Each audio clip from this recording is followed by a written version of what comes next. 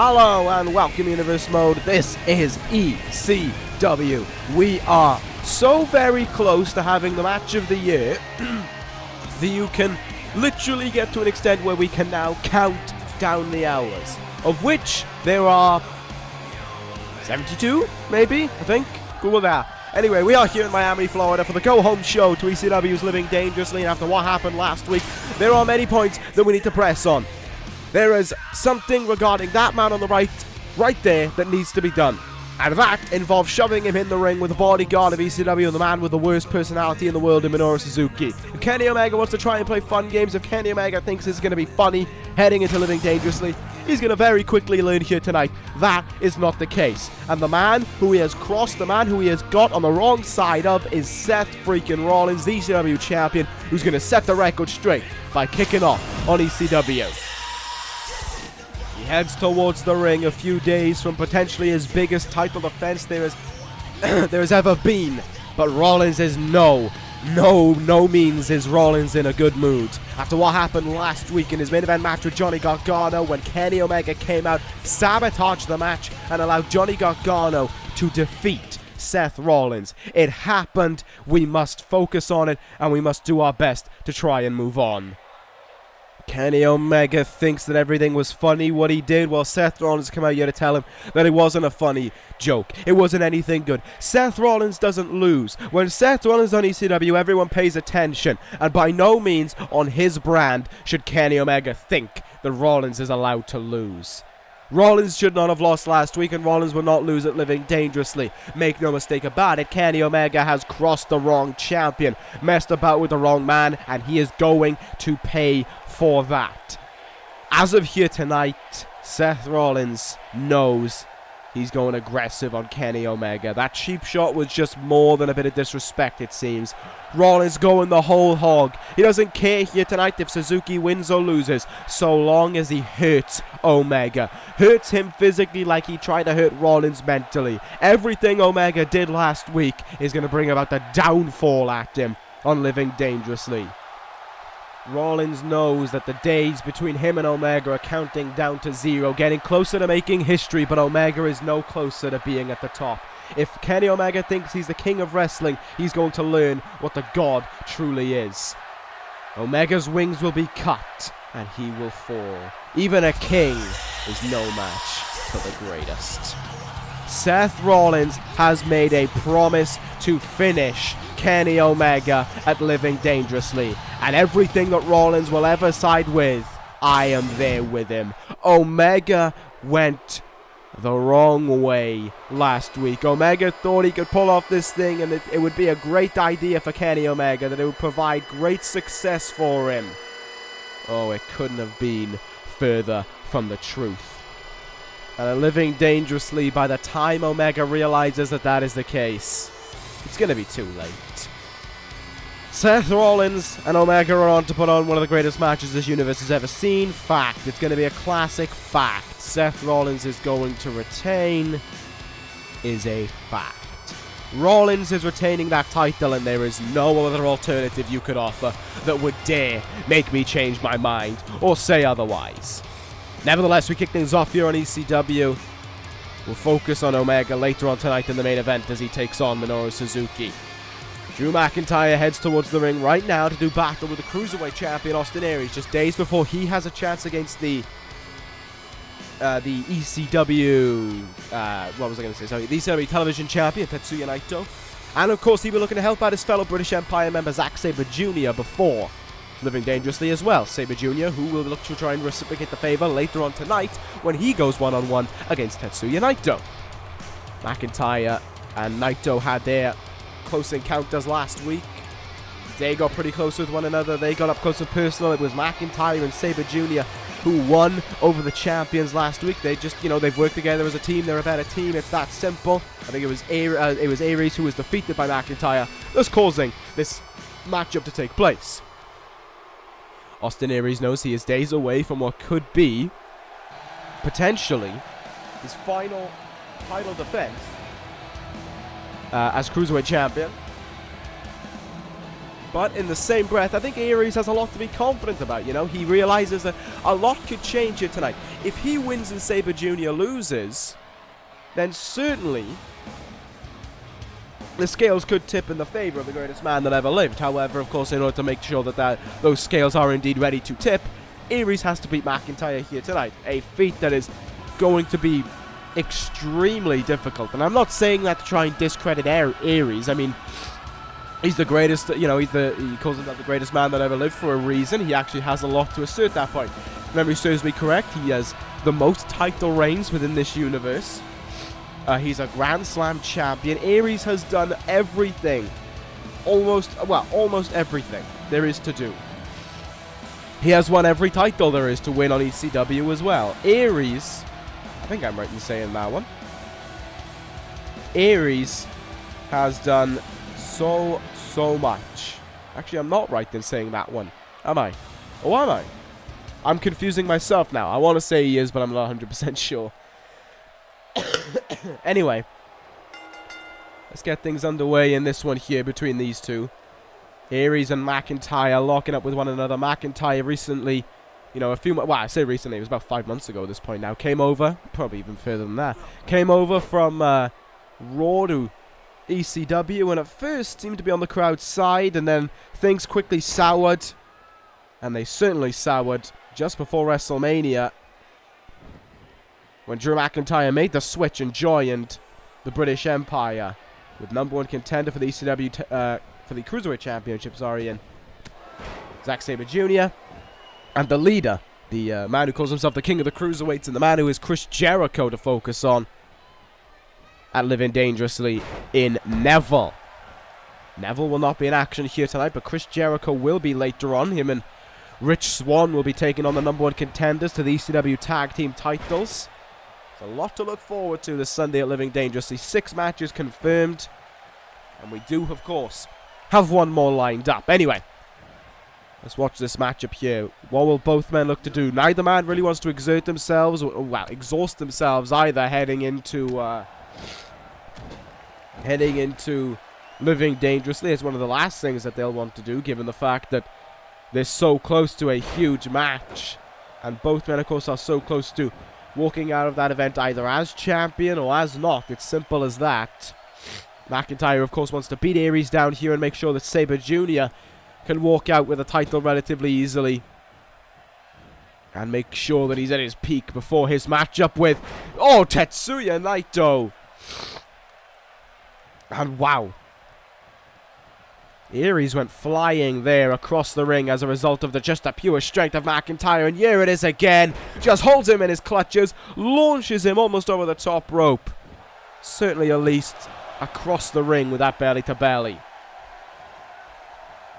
Aries right now needs to use his speed here and his technical masterclass of offense in order to try and overcome McIntyre here, in order to try and make the big man fall down and stay down at that. Look at that, Aries there. Takes him down and just almost mocking the fact that he is able to stay above McIntyre there, and a cheeky slap in the back of the head as well to assert that point. McIntyre, though, just using his strength once again. Hammerlock back suplex.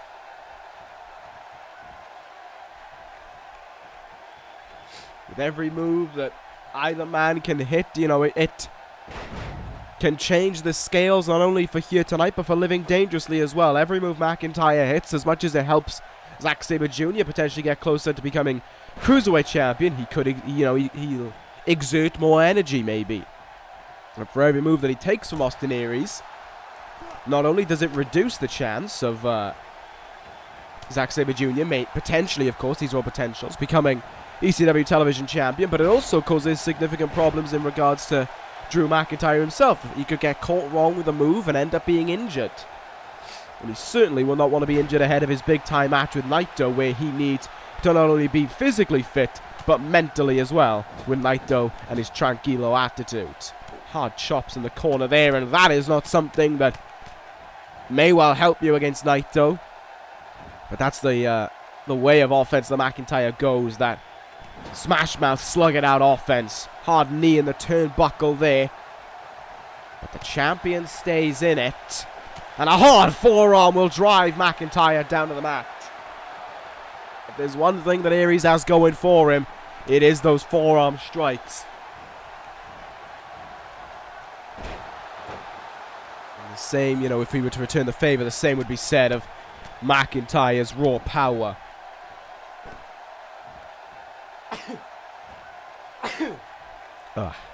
Apologies. Forearm counter again there by Aries, and now he's looking to load himself up here. Nice sidewalk slam there, quick, snappy, and made sure that the #1 contender to the television championship went down.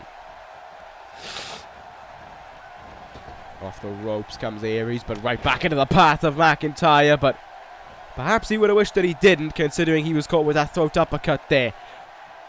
McIntyre looking for something dangerous now. Pile driver again to Austin Aries. Into the cover goes McIntyre. Will this finish him off here? No. Aries needs a grand window of opportunity now to get him back in this matchup, I feel. He is getting hit. Oh, McIntyre just shrugged off that punch for the most part there. Like it didn't even hit him. This is not the right thing that Austin Aries should be doing. He should be staying focused on the task at hand. And McIntyre reminding him of what that task is. There's press takedown there and a flurry of strikes to follow. McIntyre picks him up here.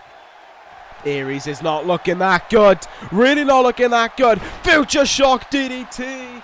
This should end it. 1, 2. Oh, and Aries kicks out. Thinking not much further beyond tonight, it seems. Aries is desperate to try and survive and be victorious.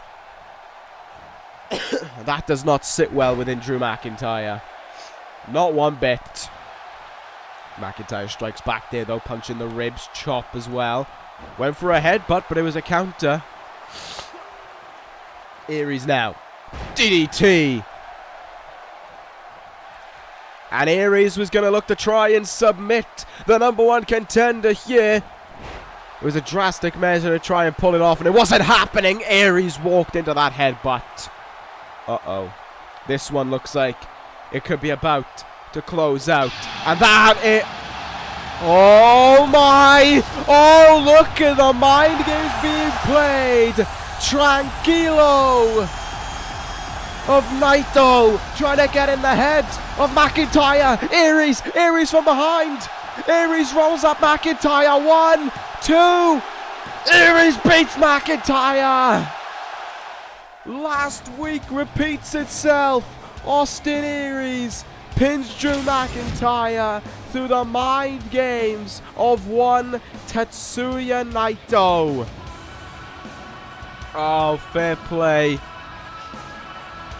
You know, that when it happened last week, it was in its own way disgusting, but that is Naito. That is Naito to a T, trying to keep him on his toes, trying to make McIntyre aware that everything you try with your power doesn't work on Naito. It's the mind that gets you the victory. Naito decides to mess around there, and Aries wins on behalf of Drew McIntyre. And the mind games of Naito there. Naito is headed backstage now, because he has got to do battle against this man. Drew McIntyre was enraged on his way backstage there. And I imagine he has just told this man right here to hurt Naito. To make him feel pain. That is, I imagine, what is going through the mind of Zack Sabre Jr. now, especially. Not only did he just witness Drew McIntyre, you know, lose and probably have McIntyre want him to do something in return, but he also just watched a fellow member of the British Empire lose, and that is not something that the Empire are a fan of. They do not like seeing their own men losing. That needs to be changed right now. And Sabre Jr. needs to be the man to try and beat Naito here, and of course, if there's any way Sabre Jr. is going to beat Naito, it's going to be through his submission game. You know, we pretty much all know that that is going to be the case, but is it going to be tough to defeat Naito with a submission game? I mean, Naito is a very, very tough competitor.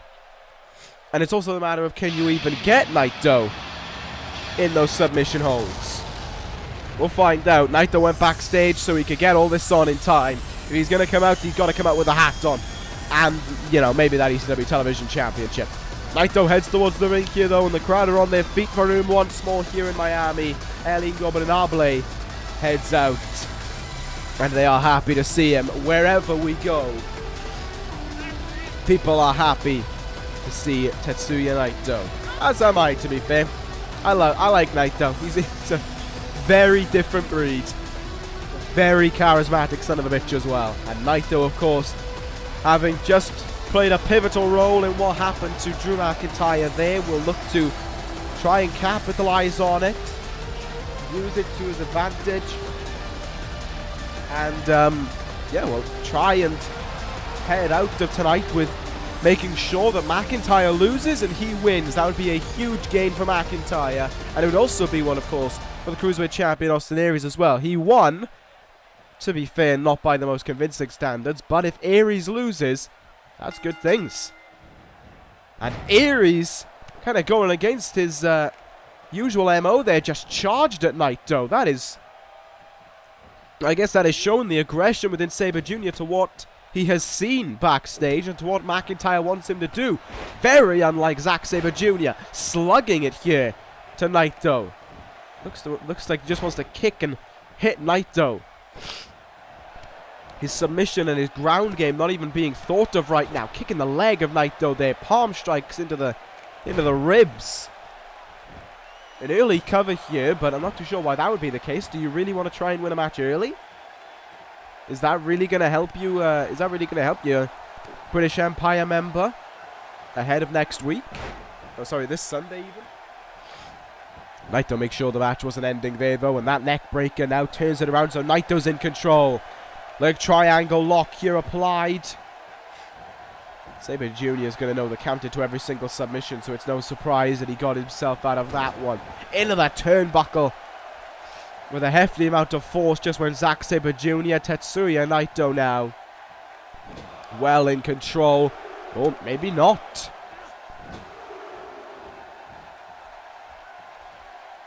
Sabre Jr. from behind with the arms locked in. Double underhook facebuster there. We are most certainly seeing a far more aggressive Sabre Jr. than usual. And now Sabre Jr. looks to transition into his submission. She got the legs locked in on Naito. I don't even know what to make of that submission move, but it was like an inverted figure four maybe. It was locked in on Naito regardless, and Television Champion has escaped his way out of it. Naito now looking to go on here. Suplex maybe for Sabre Jr., but the time taken by Naito was too long. Sabre Jr. got out of the way. Spinning heel kick now, and another drop kick floors Naito. Once again, those strikes from Sabre Jr. really shining through, and just a lot of damage coming from them. Just kind of this different attitude to Sabre Jr. here, but he's going back to the submissions there. Look at that armbar. Look at how high up Naito is. The torque that would be applied on that. But still, Naito is able to get himself out of it and get back on the offense. And Naito with a bit of an ego there, or a little bit tranquilo setting in there, as if to say to Sabre Jr., you've done all of this, and I'm still just fine. Naito has him up on the shoulders here. This is concerning for Sabre Jr. as he's sent into the turnbuckle with that buckle bomb. What more will Naito look for here? He seems to be in control of this matchup right now, dictating the pace. But Sabre Jr. there brings out the counter to force Naito back into the mat. Sabre Jr., of course, as much as he would love to hurt Naito some more, he knows he needs to try and put this matchup to rest in his own right if he wants to head into living dangerously with a good bit of momentum. Went for a submission there. Kind of surprising that Sabre Jr. went for that submission, but it was like he knew that Naito was going to get to the ropes. Kimura lock applied here. Look at how that elbow can be stretched back, and oh, that's a very nice escape there by Naito. Another kick in the gut there. Went for a DDT, but the escape from Sabre Jr. there, top class. And here he goes again. Locks in that leg and pulls back the head and the foot of Naito. basically colliding with one another right now. That is going to be excruciating. Naito needed to get out of that as quickly as possible, and it is a good thing for him that he most certainly did. Naito now snap German suplex in response. For everything Aries has tried, Naito just swings there at Sabre Jr. and brings him down. In the corner goes Zack Sabre Jr. And perched up on that top rope now. This is not where the number one contender likes to be at all. Hurricanrana there. Sabre Jr. not a man made for the top rope. Big counter though. Nasty jawbreaker again. Stumbles Naito about, and again Sabre Jr. goes to work there, targeting the leg of Naito. Looked to go after it again, but Naito pulled out a counter of his own there to deny that from being the case, and once again getting a little bit confident as he maintains control in this matchup.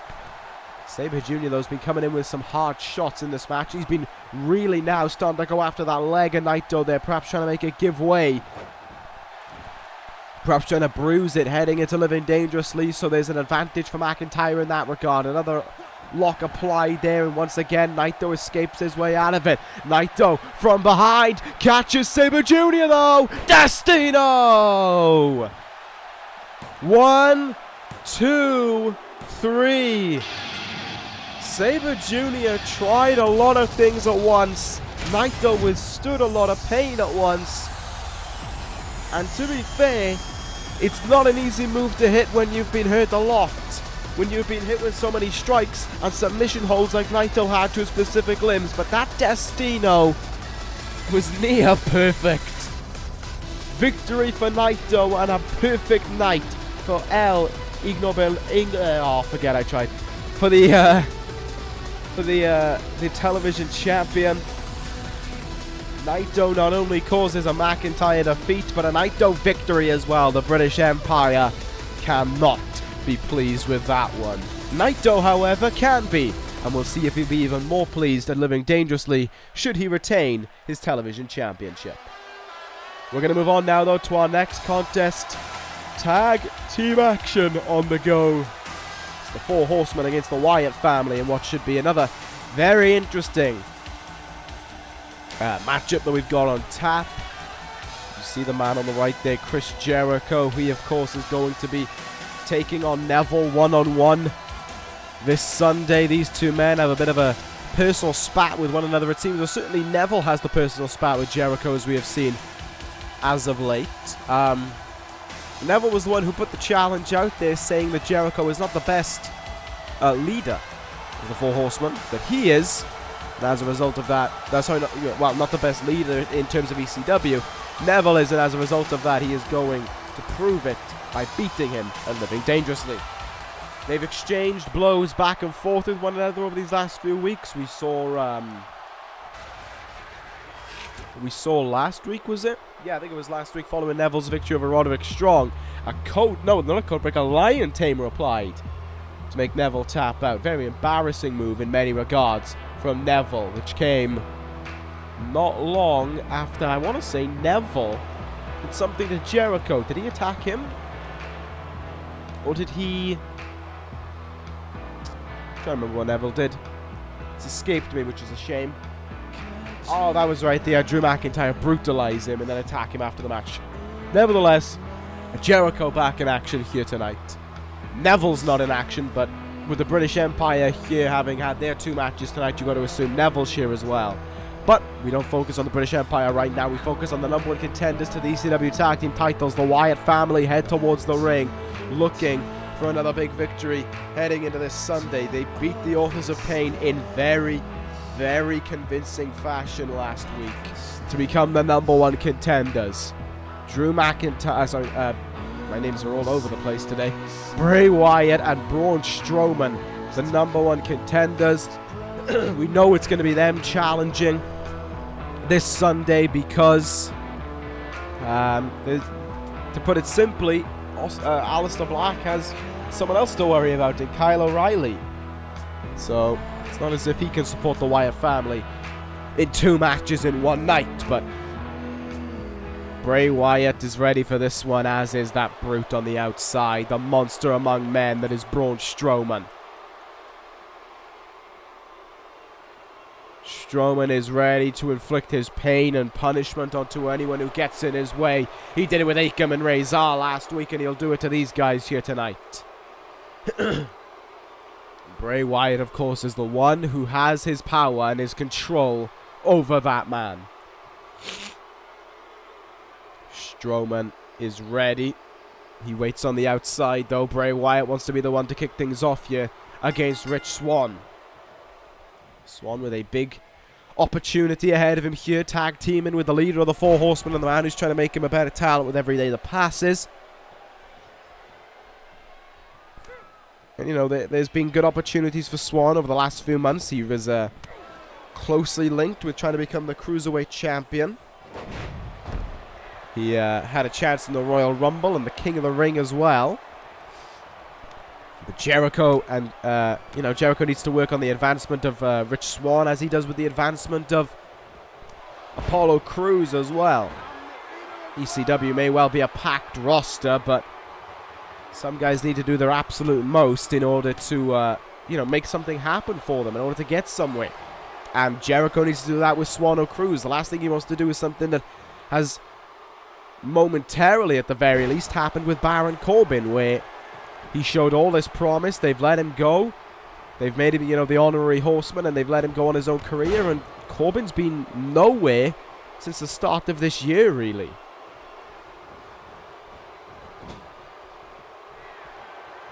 And certainly, you don't want that happening to talents like Swann and Apollo Crews, as we focus away from that for a second, because the monster among men has been tagged in here. Braun Strowman, the legal man in this one, and brutalizing Rich Swann. Oh! Swann was just trying to get up to his feet there.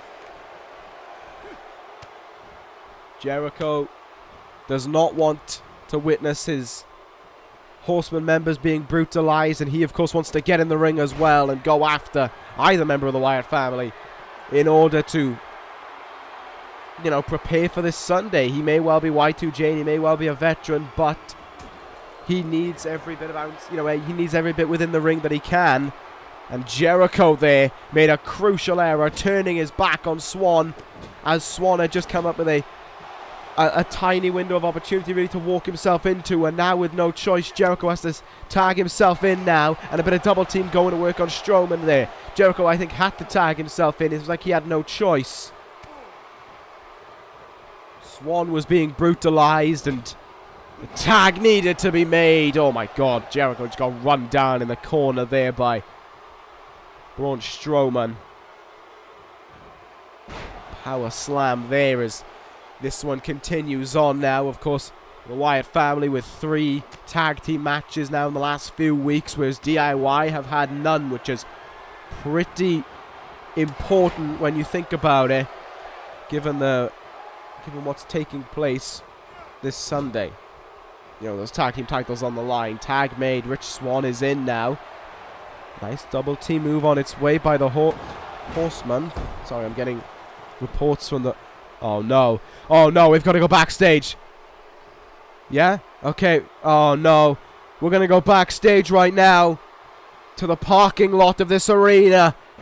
Apparently, Apollo Crews is being attacked by Neville right now backstage, and yes, the rumors are true.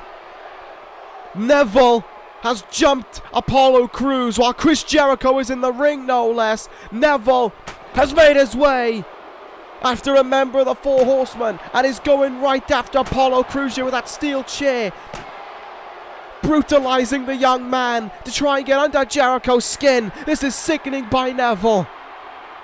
The frustrations as well from the failures of the British Empire tonight really being aired. Neville now.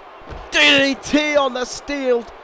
Not only the steel chair, but the concrete flooring underneath it. Apollo Crews has done nothing to Neville, but that doesn't matter to the King of the Cruiserweights. Neville is set on attacking this young man. Neville now looking to try and really make Apollo Crews pay for what he did, but a back body drop there. Crews could be fighting back here. The match is still continuing on in the ring. But this is what we're focusing on right now. Neville, he must have attacked Cruz from behind, because aside from that little back body drop there, Cruz has had nothing in terms of a response to the action. Oh, into the car there. The boot of that car, and Neville's just assaulting him ruthlessly now again. Cruz is sent into that car boot. Oh no, Neville, no! Reverse Hurricanrana! He just spiked the man in the parking lot, and he's running now. Neville making a beeline for it. Jericho has had no choice but to go backstage after Neville. He's going after the Horsemen. He's going after family. He had to do it. And oh no, Strowman meanwhile in the ring with Swan in his clutches. An arm triangle choke will end it.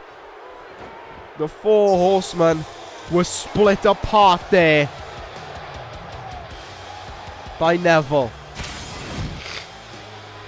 That was a sick act, that was a twisted act by Neville to attack Apollo Crews, to slam the guy's head onto the concrete floor in there, to spike his head on the parking lot. That is not right. That is not right by Neville at all. Jericho is going to do his best to get revenge. Jericho's going to have something to say about this, and that something to say will be this Sunday when they collide within that ring. It needs to happen now after what we had just seen in the ring. That was tough to witness. Jericho had to abandon the match, but thankfully there was not much left to the match itself. The Wyatt family are victorious, but that, to be fair, is not even the big talking point of this whole match. We're going to move on, though, as we always need to here on ECW.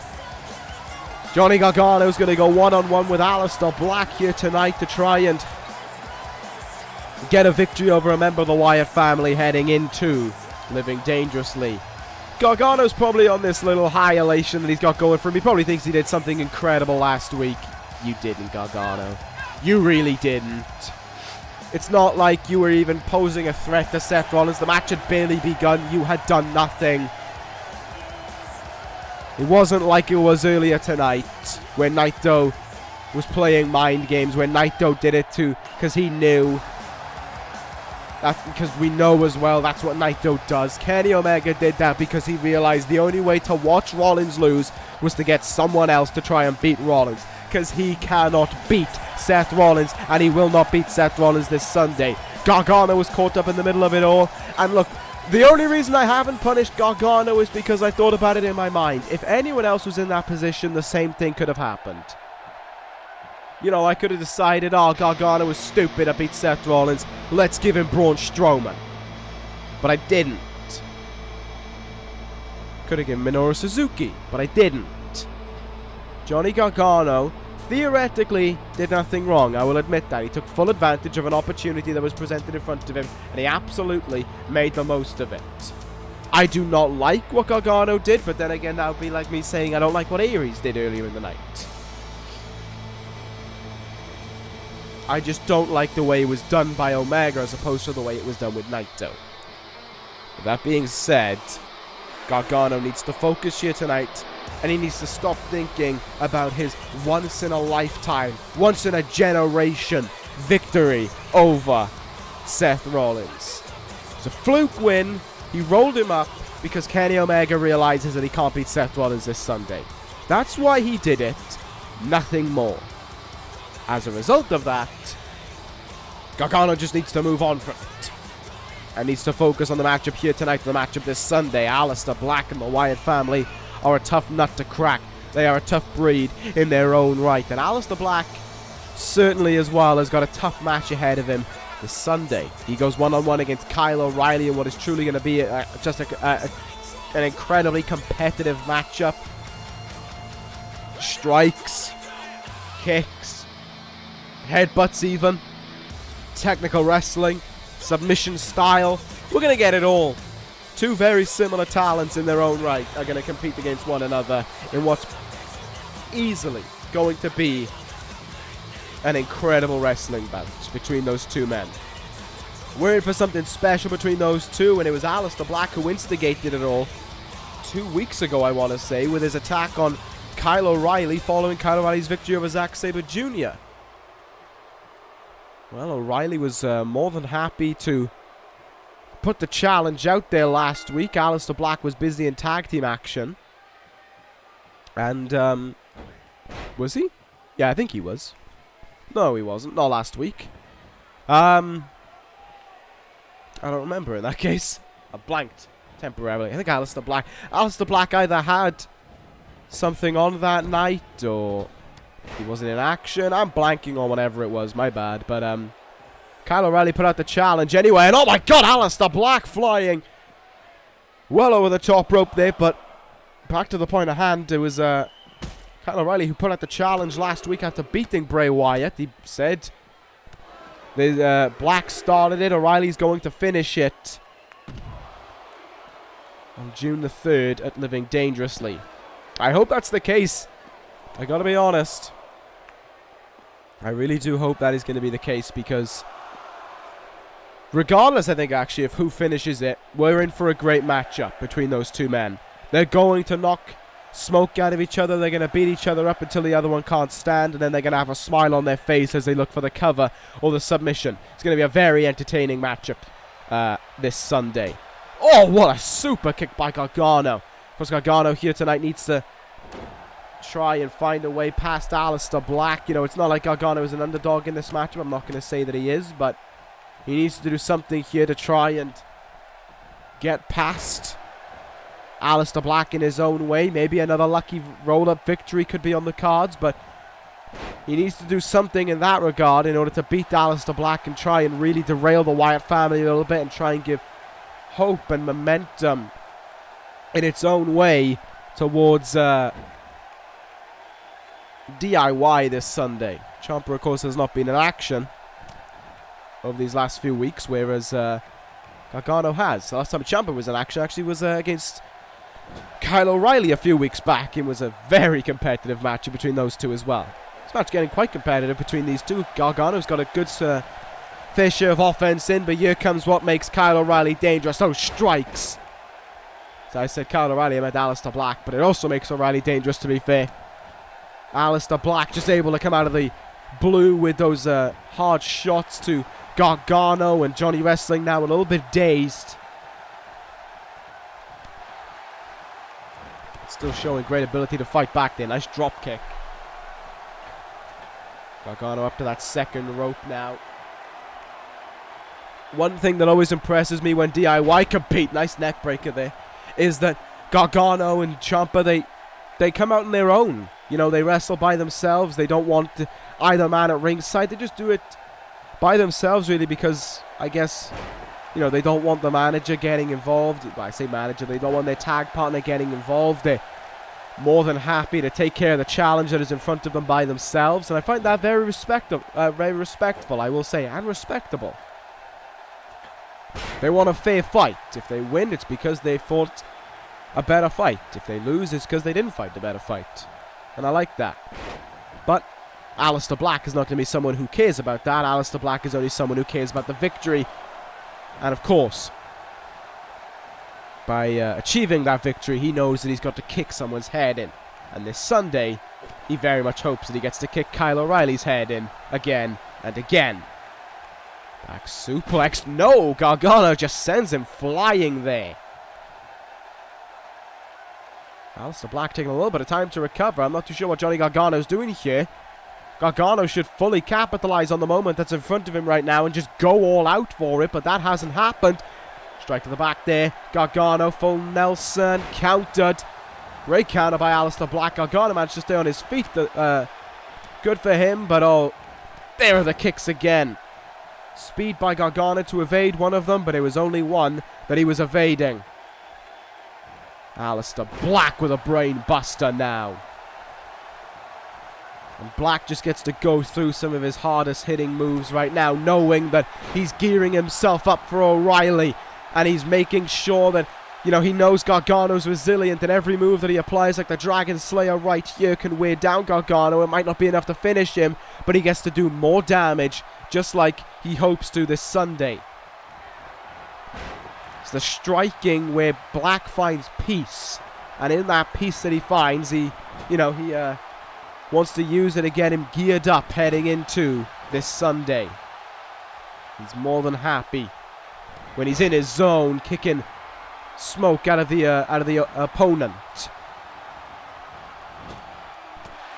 Countered there, hard elbow by Gargano and a discus forearm that followed. Aleister Black with a little bit of blood now.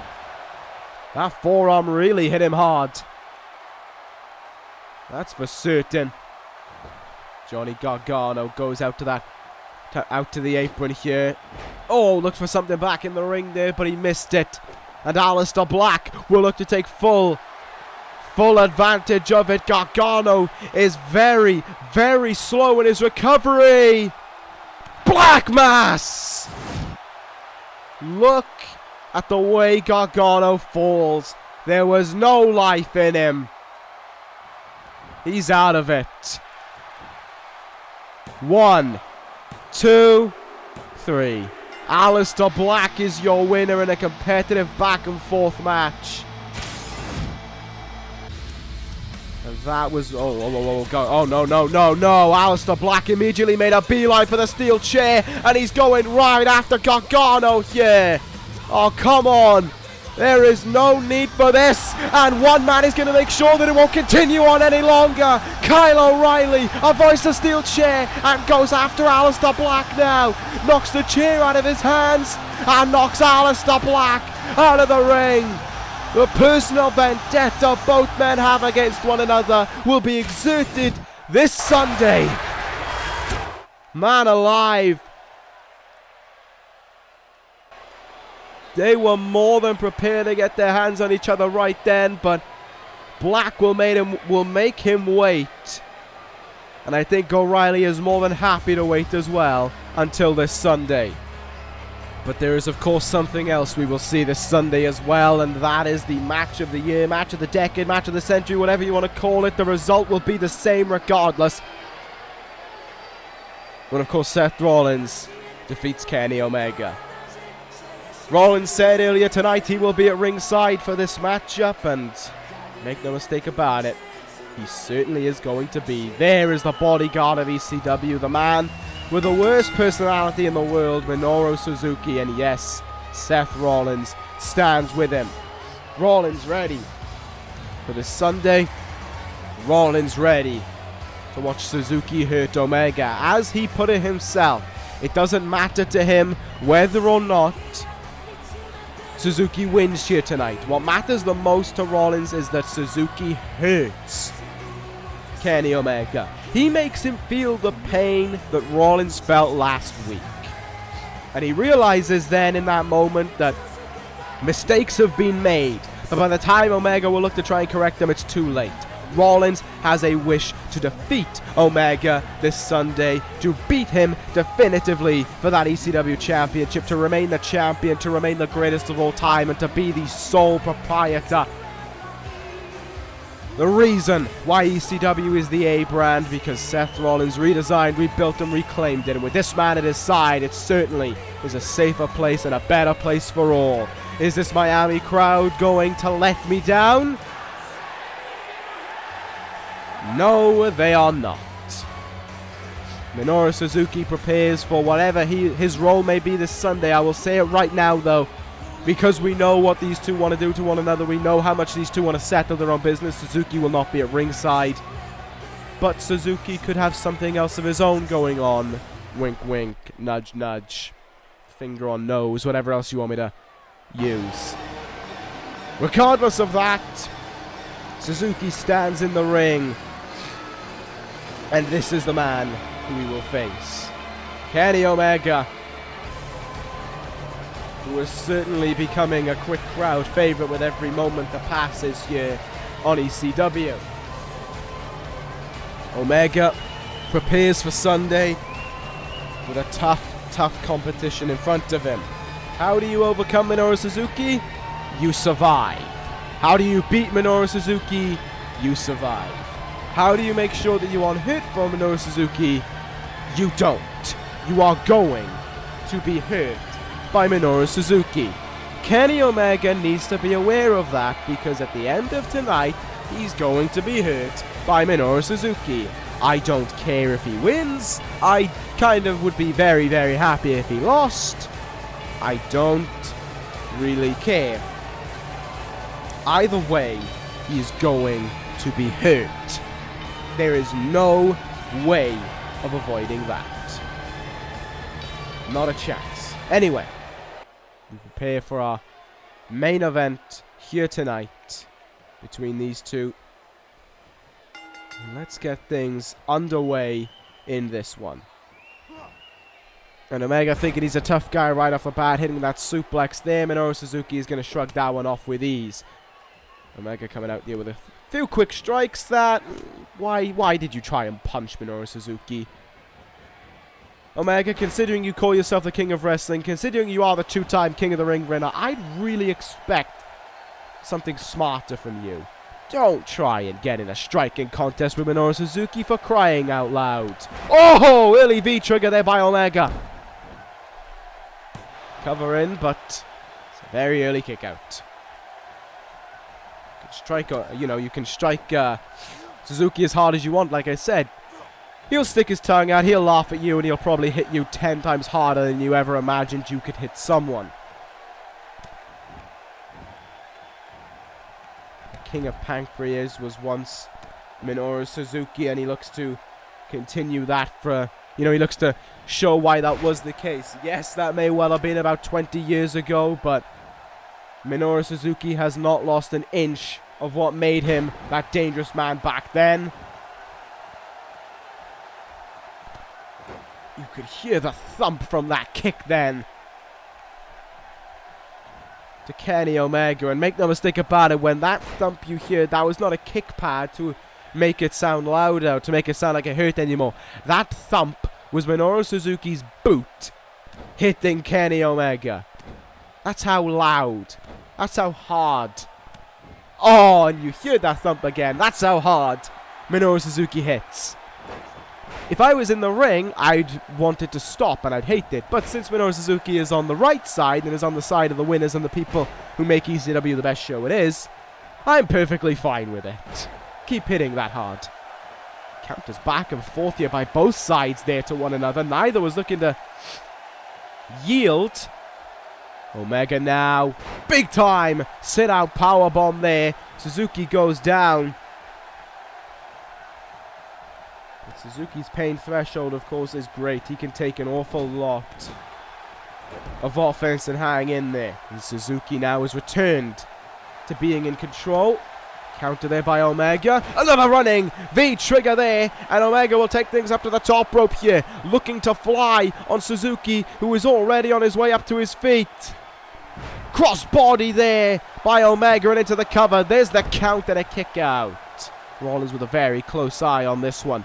Make no mistake about it, I may have a distaste for Omega, but I'm not going to try and shit-talk Omega's in-ring ability. He's a two-time king of the ring for a reason. Omega is incredible in-ring. But when you get on the wrong side of Seth Rollins, you get on the wrong side of me. You get on the wrong side of Minoru Suzuki. It doesn't matter how great you are in-ring, you are never enough to beat Seth Rollins. And once you get on the wrong side of Seth Rollins, it doesn't matter how great you are. You are dead to me. It's just that simple. It's just business. That's a simple way of putting it. Back suplex there. Great landing by Omega. And again, that fisherman's suplex layout. Omega takes himself to the top rope here. Looking to fly. Frog splash connects on Suzuki. Very close to Rollins as he hit it, trying to see if Rollins will bite, I guess, or do anything. But Rollins is just here to have a close eye on the action. To take notes regarding Kenny Omega. Meanwhile, Minoru Suzuki will certainly take some of the tan skin away from Kenny Omega, and Omega will be taking on bruises, courtesy of the bodyguard of ECW. Suzuki now into that armbar here. Look at how we locked that one in, and Omega trying to get out of it as quickly as possible. Come on, Suzuki. Give me what I want to see. Give me a gotch pile driver. Suzuki in position. Oh, Omega escaped it. Omega found his way out of the gotch pile driver there. No, no, no, no. He has him in position. Omega. Kreutzrath into the cover, but there's Rollins to get involved. Rollins just wanting to exert Kenny Omega a little bit more. Make him fight that bit more. He knows that can be something. He can try and wear him out, but Omega, big trigger. Cover on Suzuki. There's 1, 2. Suzuki got the shoulder up in time. I 100% think that Suzuki, you know, he's taken a lot of a beating, but I certainly think that Omega's hurt in this one. He's reeling from all the offense he's been taking. And now in the corner where Seth Rollins stands, Omega is hung up in a tree of woe. Now what will Suzuki look to do? They just stomped him there, kicked him in the chest. Into the cover he goes here on Omega. There's 2 and a kick out. But after everything that's happened, for a 2 count to be struck kind of shows just how devastating Suzuki has been. He's going to go up to that second rope now. And oh, that elbow coming down on the face of Kenny Omega.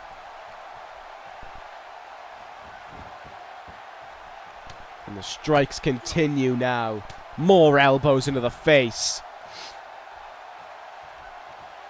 It's lovely to see with everything that's going on.